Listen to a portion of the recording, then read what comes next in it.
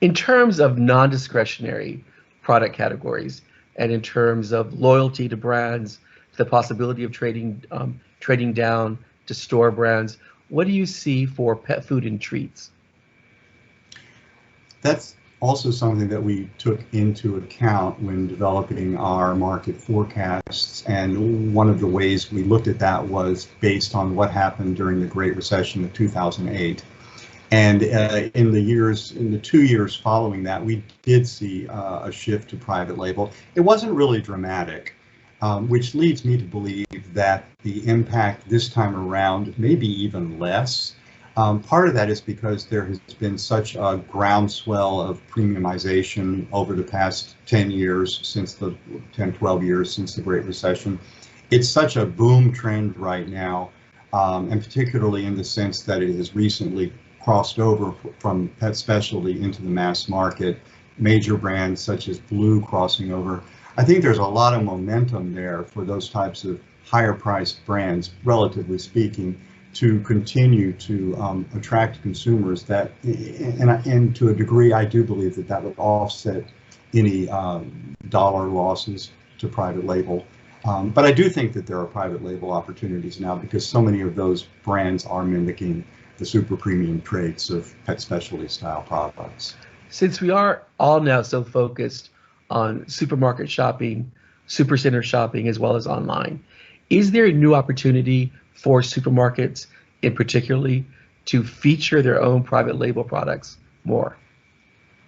Yes, I would say there is definitely, as consumers, particularly economically strapped consumers who are less likely to be shopping in the pet specialty channel and more likely to be doing all of their shopping in one place, and particularly whether it's supermarkets or supercenters. But supermarkets in particular have tended to not focus on their own private labels to a degree that I think they should. And it's also something that they need to focus on in order to continue to protect themselves against further losses to e-commerce. So that can be one of the major draws for supermarkets, and down the road, I think it will need to be. I was reading in a news feed today that with all of the deliveries from supermarkets and the curbside pickup, that supermarkets are going forward are going to be devoting more of their sort of retail space, their space, to cold storage. I wonder, is there an opportunity for supermarkets to begin to feature more your fresh, refrigerated pet foods as a super premium product, or is this just the wrong era to go in that direction?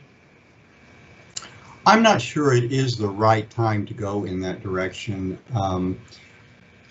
Clearly, the fresh pet food trend is going strong right now, whether it's a refrigerated brand like Fresh Pet or it's the freshly made products that you order online for home delivery. I think that that is an area that supermarkets will increasingly move into, but I don't see that as necessarily getting a big boost from the pandemic. I think people are going to be, and supermarket operators for now, are going to be really more focused on the nuts and bolts of just sort of keeping everything together. Although they aren't nuts and bolts, what do you think about pet treats? Is it a good time or a bad time for pet treats and chews?